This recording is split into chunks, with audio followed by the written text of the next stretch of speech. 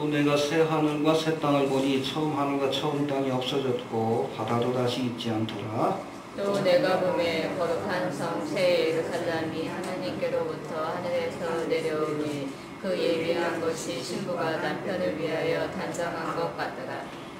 내가 들으니 보좌에서 큰 음성이 나서 가로되 보라 하나님의 장막이 사람들과 함께 있음에 하나님이 저희와 함께 거하시리니 저희는 하나님의 백성이 되고 하나님은 친히 저희와 함께 계셔서 모든 눈물을 그 눈에서 씻기심에 다시 사망이 없고 애통하는 것이나 곡하는 것이나 아픈 것이 다시 있지 않으리니 처음 것들이 다 지나갔음이더라.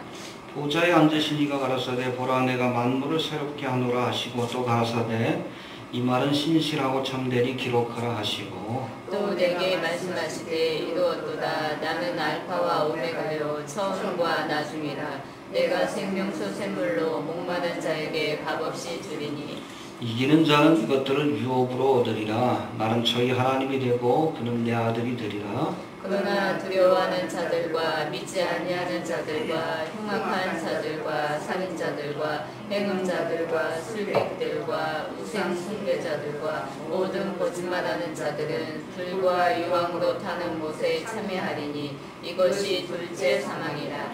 일곱 대접을 가지고 마지막 일곱 재앙을 담은 일곱 천사 중 하나가 나와서 내게 말하여 가로되 이리 오라 내가 신부 곧 어린 양의 아내를 내게 보이리라 하고 성령으로 나를 데리고 크고 높은 산으로 올라가 하나님께로부터 하늘에서 내려오는 거룩한 성 예루살렘을 보이니 하나님의 영광이 있음에 그 성의 빛이 지극히 귀한 보석 같고 벽옥과 수정같이 막더라. 크고 높은 성곽이 있고 12문이 있는데 문에 12천사가 있고 그 문들 위에 이름을 썼으니 이스라엘 자손 12지파의 이름들이라. 동편의 세 문, 북편의 세 문, 남편의 세 문, 서편의 세 문이니 그 성의 성곽은 12기초석이 있고 그 위에 어린 양의 12사도의 12이름이 있더라.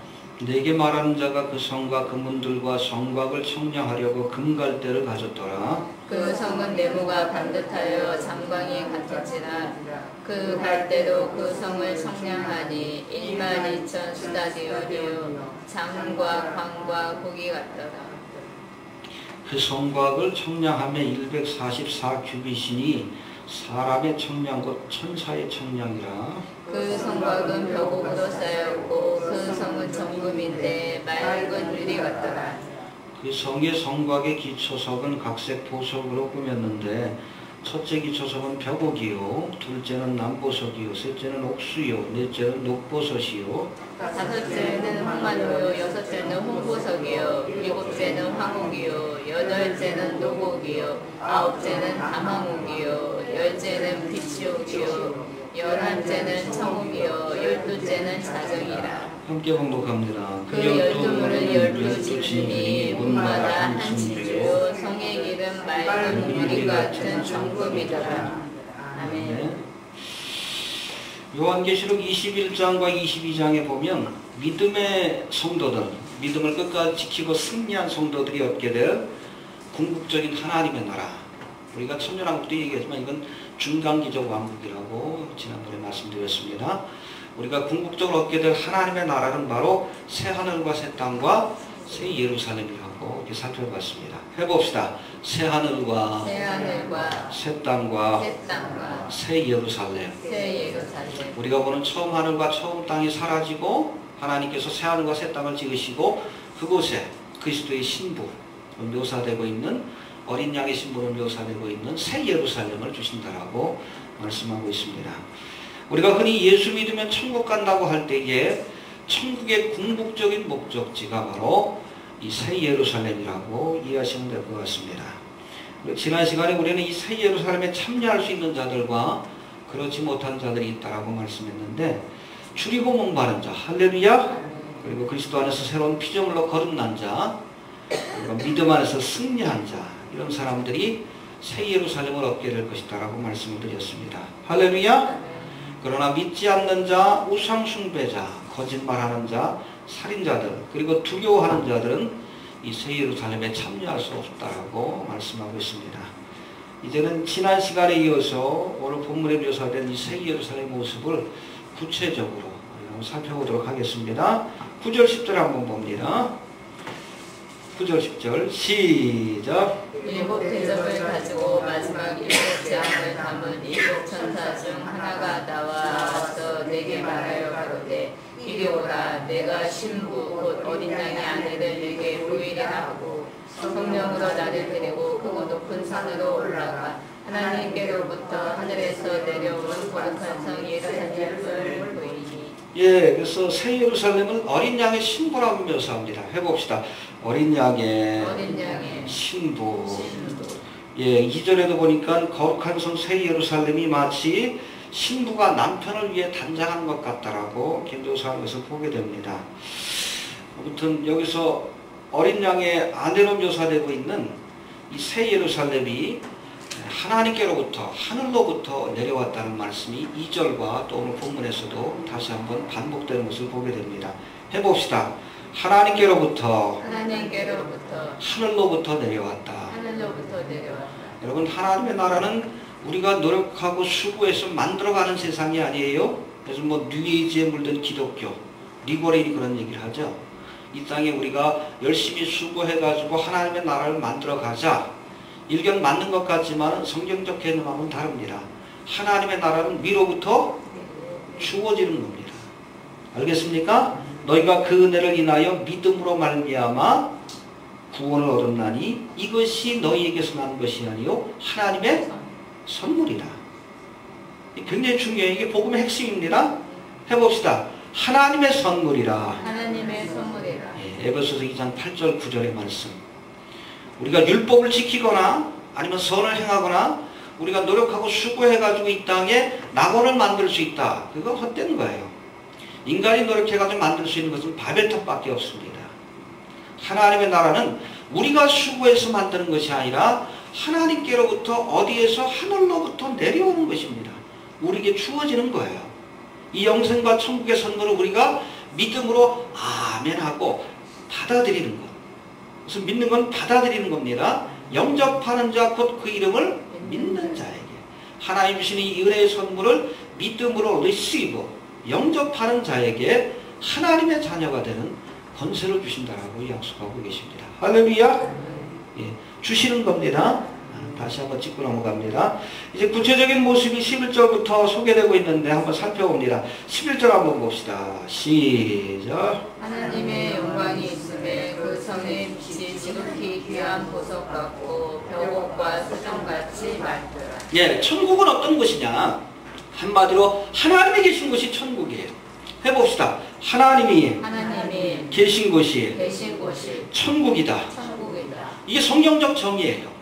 우리의 마음에 주님이 계시면 우리가 예수를 영접하고 우리의 마음에 주님이 자리 잡고 계시면 우리의 심령이 천국이 되는 것이고 우리의 가정에 예수 그리스도를 주인으로 모시고 주님의 뜻대로 살면 가정 천국이 되는 것이고 교회가 왜 천국의 모형이라고 합니까? 그리스도를 머리로 모시고 우리가 권속으로서 살아가기 때문에 천국의 모델이다, 모형이다라고 이렇게 얘기하는 거예요.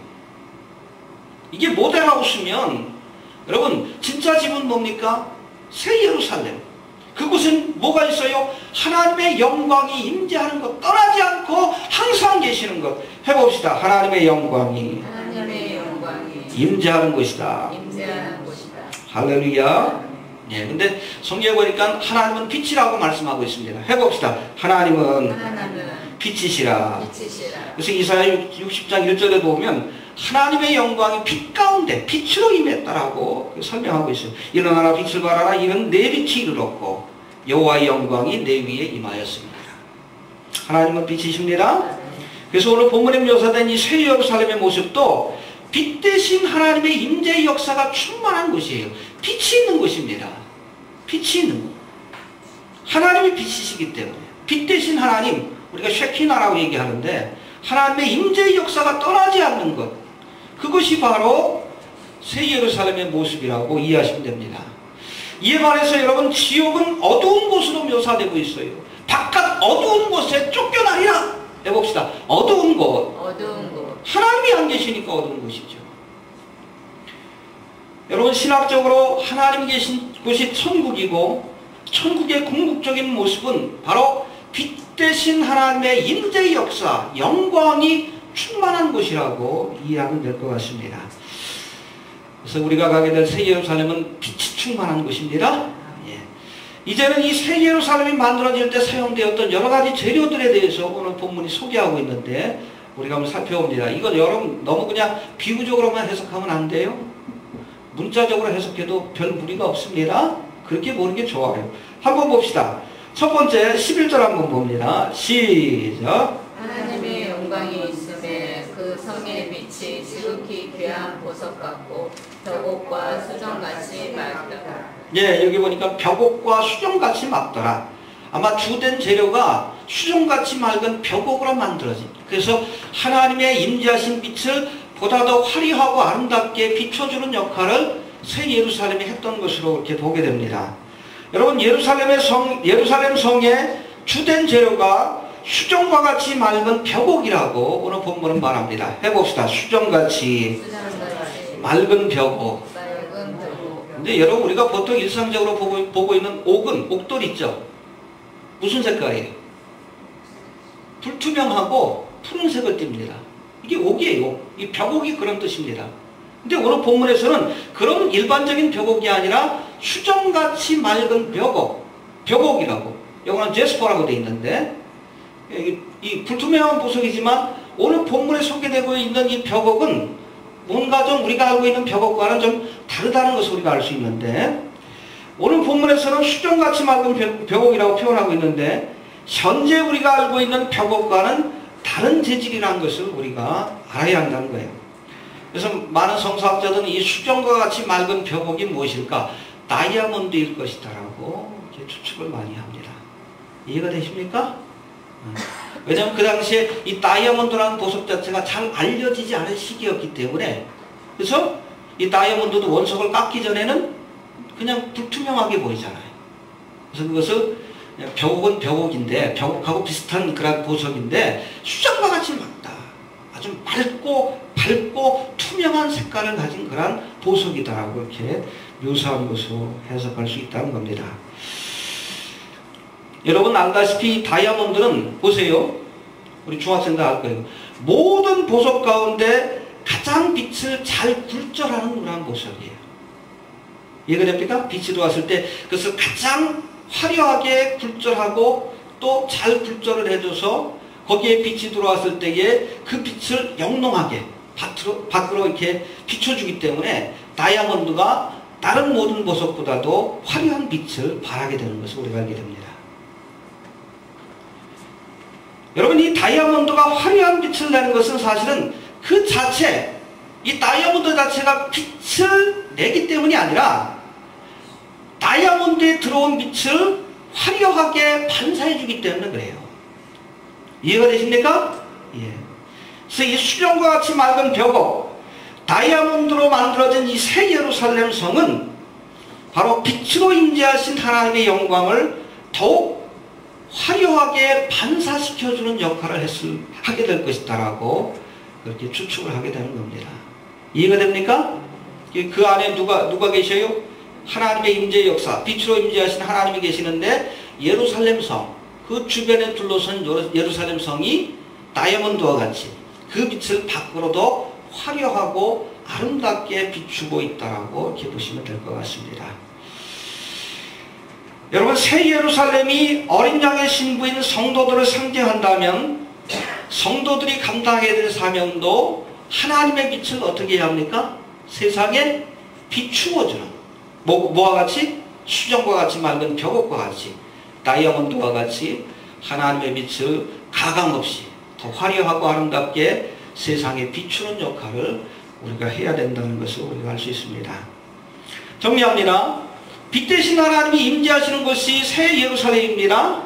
그리고 그 빛을 더욱 화려하게 반사시키는 수정과 같이 맑은 벽옥, 다이아몬드로 만들어진 이 새 예루살렘은 그야말로 상상해 보세요.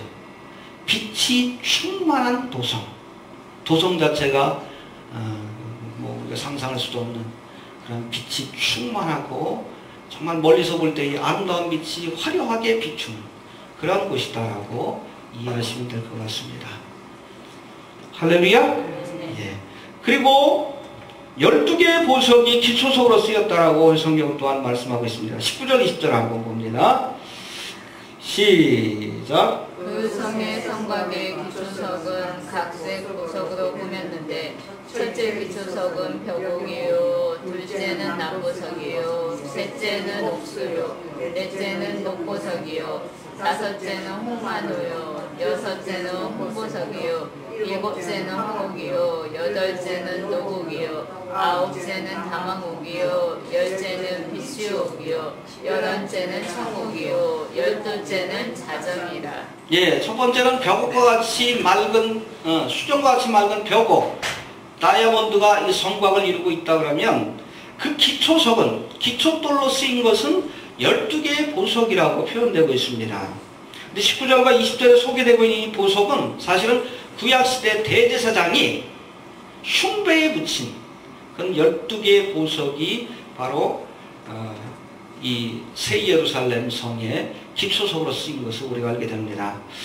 구체적으로 한번 살펴봅시다. 벽옥은 투명한 보석입니다. 아까 살펴봤듯이 남보석은 하늘색, 그리고 옥수는 초록색, 녹보석은 진초록, 홍마노는 흰색 바탕에 적색과 자주색이 층으로 그렇게 켜켜이 쌓인 보석이라고 합니다. 보지 못했어요, 저는. 홍보석은 핏빛, 붉은색인데 핏빛이 나는 그런 보석이라고 합니다. 황옥은 노란색, 노곡은 에메랄드 색깔 있죠? 우리 바닷물, 무슨 휴양지 가보면 에메랄드 빛이라고 하는데 그게 바로 그 노곡입니다. 그리고 다망옥은 금색, 비취옥은 비취색, 청옥과 자적은 색깔이 좀 차이가 있지만 자주색을 띠는 보석인 것으로 이렇게 알려지고 있습니다. 근데 여러분, 이 기초석에 사용된 12개의 보석은 잘 들으세요. 햇빛이 프리즘을 통과할 때에 이 색깔이, 이 빛이 이렇게 서로 굴절되면서 색깔을 띠게 되는데 그게 뭐예요? 빨주노초, 파란보, 무지개입니다. 무지개. 이해가 됩니까? 햇빛이 프리즘을 통과하게 되면 이것이 빛이 이렇게 굴절 각도에 따라서 각기 색깔을 띠게 되는데 이게 빨주노초, 파남보, 뭐 언뜻 나누긴 하지만 그게 정확하게 구분되는 건 아니고 무지개 색깔이 나는 거예요. 근데 이 12개의 보석 자체가 이 무지개의 색깔을 다 포함하고 있다는 것을 우리가 알 수 있습니다. 할렐루야. 그래서 예루살렘 성을 쌓는 데 사용되었던 수정과 같이 맑은 벽옥과 같이 이 12개의 보석도 빛으로 임하신 하나님의 임재의 역사를 각기 아름다운 빛으로, 혹은 빨간빛, 자줏빛, 노란빛, 빨주노초, 파란보, 화려한 빛깔로 그렇게 비추어주는 역할을 하고 있다라고 이해하시면 될 것 같습니다. 할렐루야. 하나님의 빛을 보다 더 투명하고 화려하게 혹은 아름답게 비춰주는 역할을 바로 이 새 예루살렘 성에 쓰여진 모든 재질들이 그런 역할을 하고 있다라고 이해하시면 됩니다. 이해가 됩니까? 그래서 새 예루살렘에 사용되는 재질들은 대부분 다 불투명한 색깔들이에요. 왜?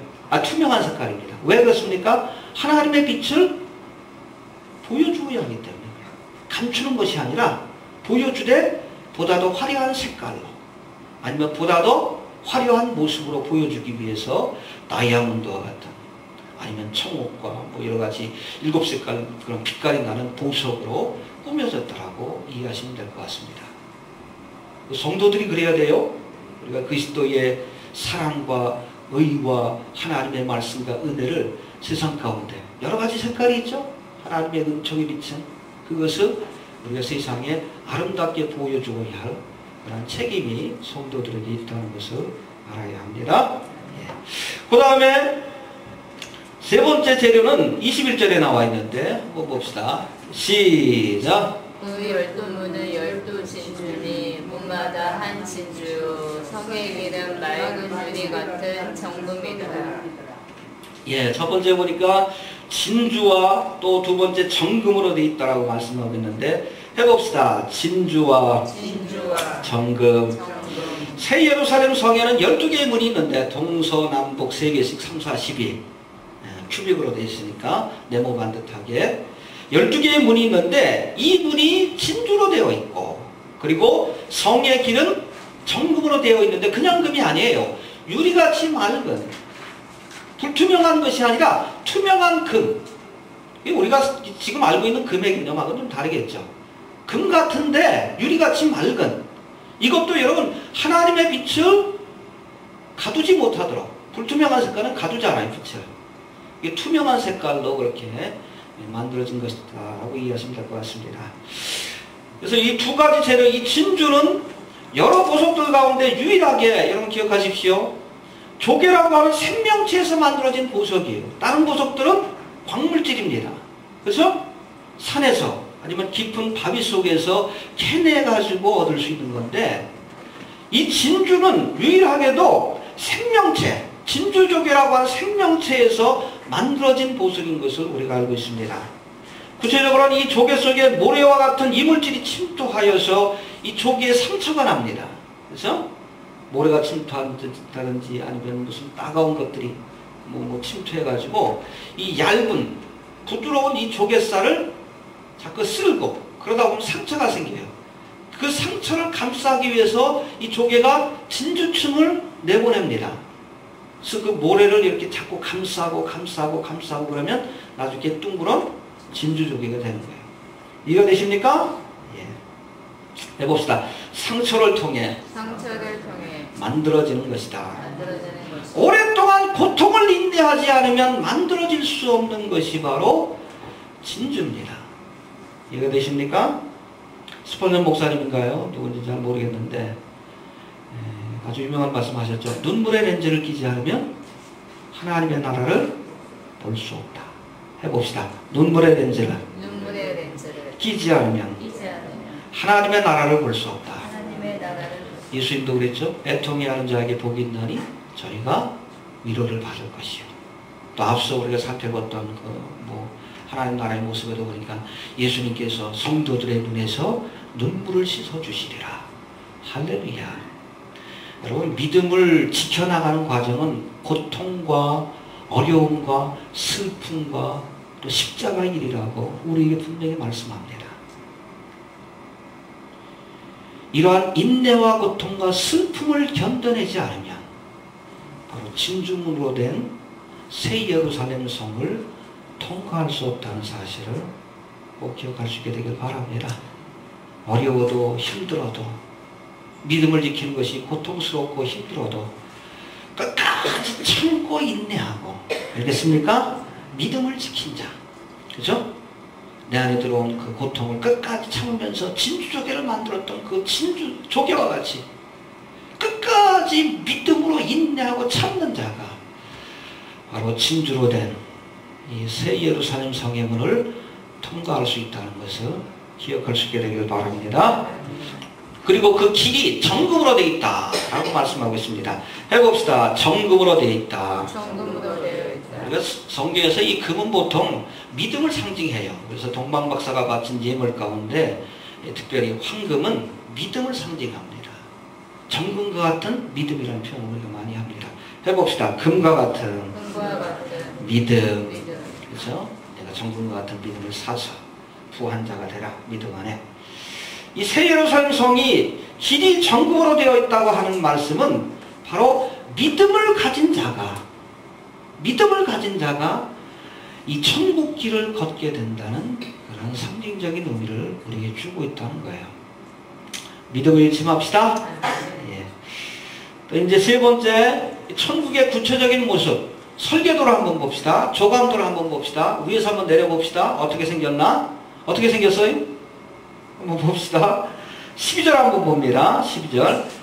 시작. 크고 높은 성곽이 있고 12문이 있는데 문에 12천사가 있고 그 문들 위에 이름을 썼으니 이스라엘 자손 12지파의 이름들이라. 예, 크고 높은 성곽. 성이 굉장히 높아요. 성곽이 굉장히 높고 그리고 그 성곽에는 뭐가 있어요?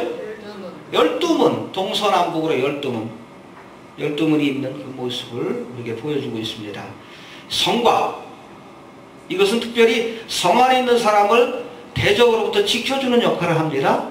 그래서 우리가 뭐 외세의 침략을 막기 위해서 성을 쌓잖아. 성곽의 역할이 외세의 침략으로부터 지켜준다는 뜻을 갖고 있습니다. 또 안과 밖을 구분하는 역할을 하고 있어요. 알겠습니까? 그래서 성경에 보면 양의 울타리, 예수님의 비유 가운데서도 보면 양의 울타리는 사나운 짐승으로부터 양을 지켜주는 역할을 합니다. 펜스의 역할을 하는 거예요. 그런가 하면 출애굽기 27장에 등장하는 성막의 세마포 울타리. 세마포 울타리. 이거는 여러분 그 외세 침략으로부터 지켜주는 역할보다는 성과 속, 거룩한 것과 그렇지 않은 것을 구분하는 역할을 합니다. 그렇죠? 세마포로 되어 있기 때문에 얼마든지 뭐 칼로 찍고 들어올 수 있어요. 근데 그 세마포 울타리를 치라고 하신 것은 똑같은 땅이지만 똑같은 땅입니다. 그러나 세마포 앙장을 딱 치게 되면 성막을 구분하는 세마포 앙장을 딱 치게 되면 그곳은 성소가 되는 거예요. 거룩한 것과 그렇지 않은 것을 구분하는 역할을 한다는 거예요. 바로 새 예루살렘의 성곽이 사나운 짐승, 어둠의 세력으로부터 지켜주는 역할과 또 구속받은 하나님의 백성이라는 것을 확인시켜주는 역할을 한다는 겁니다. 그래서 여러분 새 예루살렘 성은 구속받은 하나님의 백성들만 들어갈 수 있는 거룩한 곳입니다. 이해가 됩니까? 고난 가운데서도 믿음을 지킨 자가 진주문을 통과해서 믿음의 길인 정금과 같은 길을 걷게 될 겁니다. 알겠습니까? 그리고 또 이곳에 머무는 자들은 하나님의 절대적인 보호를 받게 된다는 거예요. 주님이 울타리가 되어주셔서 우리를 지켜주실 줄로 그렇게 믿으시길 바랍니다. 영원히 보호가 될 줄로 믿습니다. 그리고 구체적인 모습을 보니까 장과 고와 그리고 광이 같다라고 오늘 성경은 말씀합니다. 16절 한번 봅니다. 시작. 그 성은 내부가 반듯하여 장광이 같은지라 그 갈대로 그 성을 청량하니 12,000 스타디온이요 장과 광과 고가 같더라. 이 장과 광과 고 옛날 말이어서 여러분 헷갈리실 줄 모르겠는데 가로 세로 높이입니다. 장과 광과 고가 같으면 어떤 모양이에요? 가로 세로 높이가 같은 모습. 큐빅이라고 해서 네모난 정사각형으로 된 상자라고 보시면 됩니다. 새 예루살렘의 모습이에요. 큐빅으로 되어 있습니다. 네모난 상자라고 보시면 돼요. 근데 그것이 정사각형, 라면 박스처럼 이렇게 길쭉한 것이 아니라 네모난 상자로 되어 있는 큐빅, 정사각형의 모습을 새 예루살렘이 갖고 있다라고 이해하시면 됩니다. 알겠습니까? 큐빅 모양으로 새 예루살렘 성이 만들어진 것은 여러분 기억하시길 바랍니다. 여기에 참여하는 성도들은 이미 부활의 영광에 참여하는 사람들이에요. 알겠습니까? 그래서 새 예루살렘에서는 공간의 제약을 벗어난 성도들이 마치 벌들처럼, 이거 되십니까? 큐빅 모양의 공간을 자유롭게 오갈 수 있는 거예요. 좌우로뿐 아니라 상하로 3차원적인 공간으로 만들어진 겁니다. 천사처럼 우리가 부활의 몸을 갖고 있기 때문에 공중을 얼마든지 날아다닐 수 있습니다. 그렇기 때문에 이것이 평면적인 공간이 아니라 큐빅과 같은 공간이다라고 이해하시면 됩니다. 우리가 하이브라고 영어로는 벌들이 나는 것을 하이브라고 하는데 그런 식으로 돌아다니게 될 것이다라고 이해하시면 될 것 같습니다. 이해가 됩니까? 그래서 예루살렘의 그 난 길도 바닥에만 깔린 것이 아니라 3차원적으로 정금과 같은 길이 깔려 있지 않을까 그렇게 우리가 추측해 볼 수 있을 겁니다. 3차원적인 공간으로, 평면적인 공간이 아니라 3차원적인 공간으로 만들어진 세계다 이렇게 이해하시면 될 것 같습니다. 구체적으로 그 크기에 대해서, 규모에 대해서 오늘 성경에서는 또한 말씀하고 있는데 한번 봅시다. 우리 16절 다시 한번 볼까요? 시작. 그 성은 내부가 반듯하여 장광이 같은지라 그 갈대로 그 성을 청량하니 12,000 스타디온이요 장과 광과 고가 같더라. 예, 여기 보니까 천사가 금갈대를 가지고, 금갈대, 이 갈대라는 표현은 자예요, 자. 옛날엔 자로 이 갈대로 잔을 썼기 때문에 금으로 만든 잔하고 이렇게 생각하시면 됩니다. 그걸로 청량하니 12,000 스타디온. 이건 그 당시에 사용했던 청량의 단위입니다. 미국에서는 마일을 쓰고 세계적인 표준은 킬로미터가 쓰여지고 있죠. 미터. 그 마찬가지로 그 당시에도 스타디온이라는 측량의 단위가 있습니다. 이것을 요즘 단위로 환산해 보면 12,000 스타디온이라고 하면 가로 세로 높이 그 한쪽 길이가 1,500마일 정도 된다고 합니다. 그걸 킬로미터로 따지면 2,200km예요. 2,220 구체적으로. 어느 정도 거리가 됩니까? 서울에서 부산까지 500km. 그거에 한 5배 정도 되는 거리다라고 이해하시면 될 것 같습니다. 그래서 뭐 영어로 된 거 설교 자료에 보면 미국의 서부에서 동부로 이렇게 줄을 긋게 되면 한 2,200 정도 그렇게 거리가 나온대요.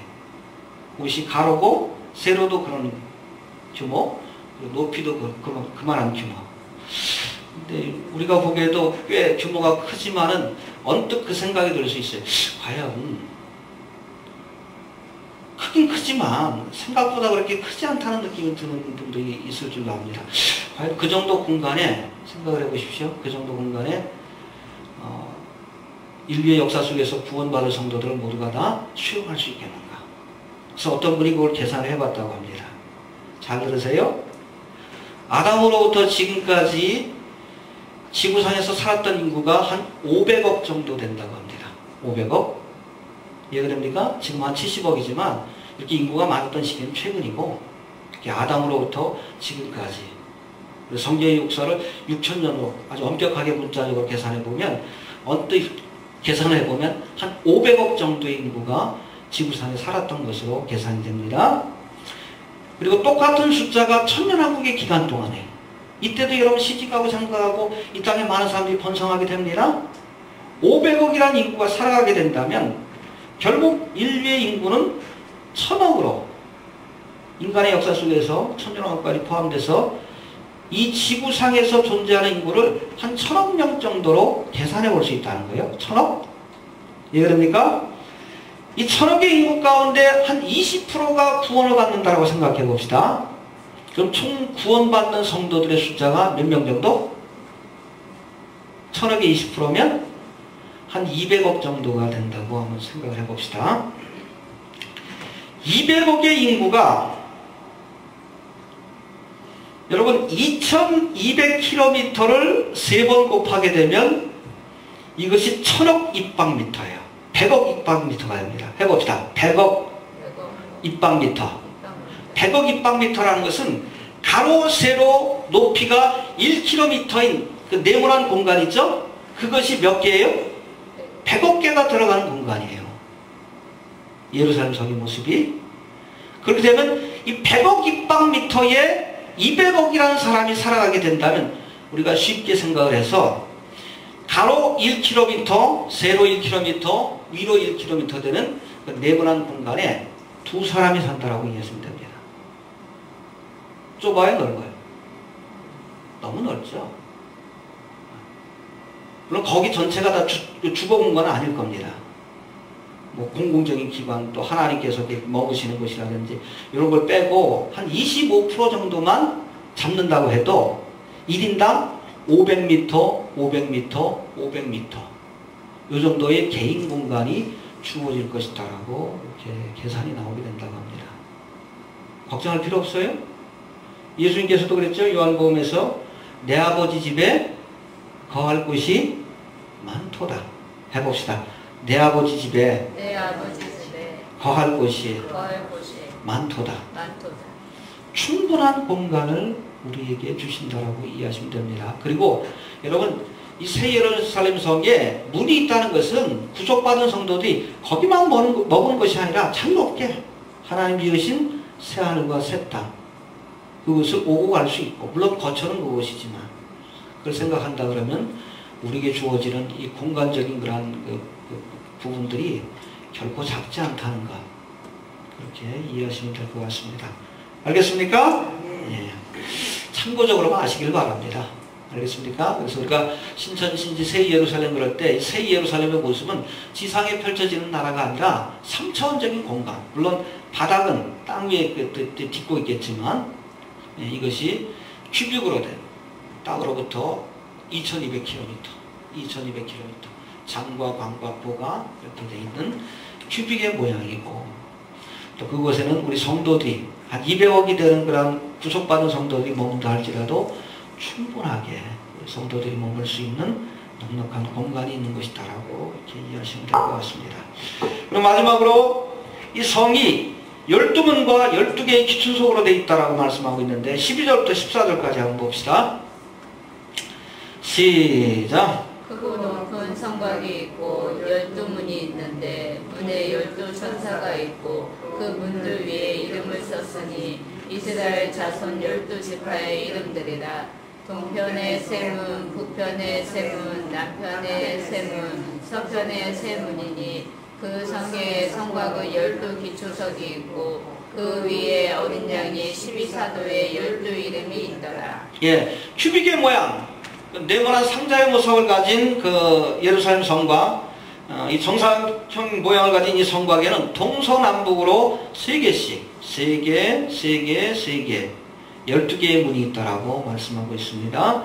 그리고 그 문들 위에 이스라엘 자손 12지파의 이름이 쓰여져 있다. 알겠습니까? 그 진주문 위에 12지파의 이름이 쓰여져 있습니다.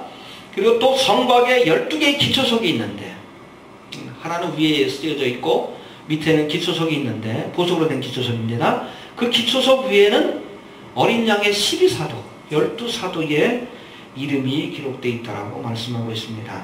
여러분, 이것은 거룩한 성 새 예루살렘이 언약의 두 기둥, 바로 이스라엘에게 주신 언약과 교회에 주신 두 언약, 이 언약에 기초해서 세워진다는 것을 우리에게 보여줍니다. 해봅시다. 두 언약의 기둥 위에 세워지게 될 것이다. 예, 이스라엘에게 주신 언약, 구체적으로는 구약입니다. 구약의 말씀이죠. 이스라엘에게 주신 언약이 지금도 유효합니다. 그걸 알아야 돼요. 그 예언서에 보면 장차 메시아가 와서 다윗의 후손이 오셔서 이스라엘이 제사장 나라가 되는 그런 나라를 세우게 될 것이다. 이게 천년왕국 때 이루어져요.